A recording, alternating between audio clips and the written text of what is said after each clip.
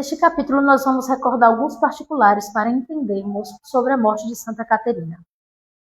Desde a sua adolescência, na sua juventude, ela sofria muito com a questão pulmonar, né? Ela tinha asma, e quando era o período ali de férias, o período estivo, que eles chamam assim, que dura ali do mês de julho até setembro, começa a primavera. Então, Caterina, ela se deslocava da casa-mãe e ia para Meta de Sorrento, que era uma cidadezinha pequenininha no sul da Itália, né? Próximo a Nápoles, e ali era mar e montanha. Então, os médicos recomendavam que esse período de calor ela estivesse ali para recuperar a sua saúde. E essa doença começa ali, as irmãs começam a perceber vamos dizer assim, essa fraqueza de Madre Caterina, né, na sua estabilidade nessa questão de saúde. E ali começa esse tratamento até o ponto de retornar às pressas à casa-mãe, porque ela tinha uma piora. Nos livros de Padre Carmelo Contiguglia, que é um dos grandes escritores sobre a vida de Santa Caterina, ele coloca o título Ultramon, aquela que estava, né, terminando os seus fins de vida aqui, seu fim de vida aqui na Terra. E ele conta que alguns meses antes dela falecer, ela tinha percebido, né? Ela passava tempos, horas e muito tempo a escrever. Então, ela queria escrever a todas as pequenas servas. É tanto que, seja as servas, seja as pequenas servas, nós temos um livrinho assim, que ela escreve, queria deixar a sua carta a cada uma delas. Então, é um patrimônio que nós temos hoje ainda, assim também como as máximas que nós lemos todos os dias pela manhã. Então, Caterina aproveitou esse período de doença, sobretudo quando se aproximava da sua morte, para deixar essas cartas como frutos da sua passagem aqui na Terra.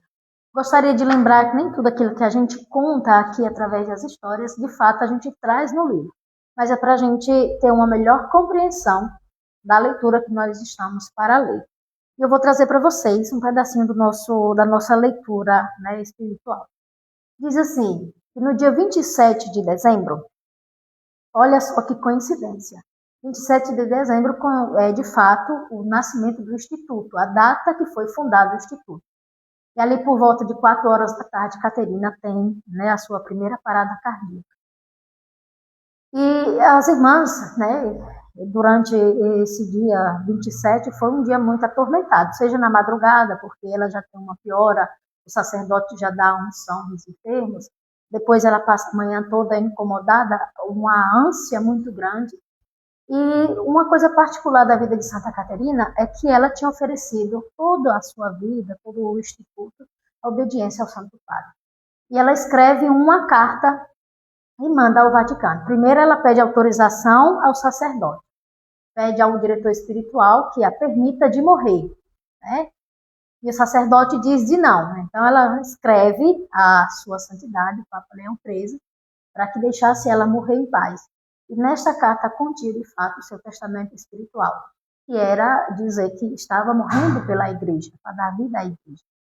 E aí envia essa carta, chega ao Papa, mas, infelizmente, o retorno dessa obediência que o Papa dava a ela, que ela podia descansar em paz, chega apenas no dia 28, às 10 horas da manhã.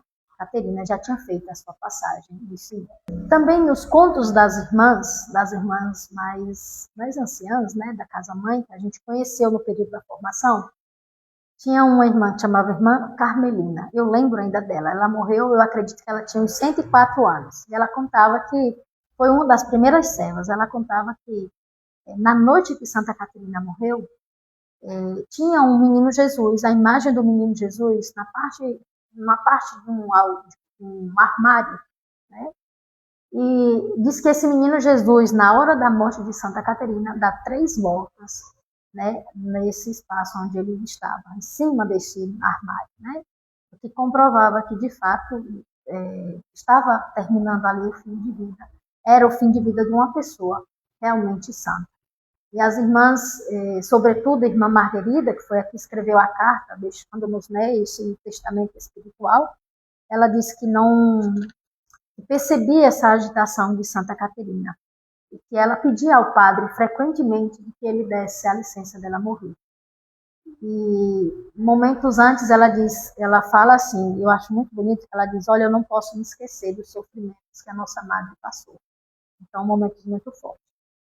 Um outro particular, que é logo após a morte, levaram ela para o santuário, na parte de baixo, né, no primeiro andar, onde na casa-mãe a gente teve um santuário, e disse que ali ela tinha pedido no seu... dias antes de morrer, ela tinha pedido que não colocassem nada de flores, não colocassem o caixão, que não fosse um caixão simples, fosse simplesmente uma barra onde todos pudessem ver e tocar.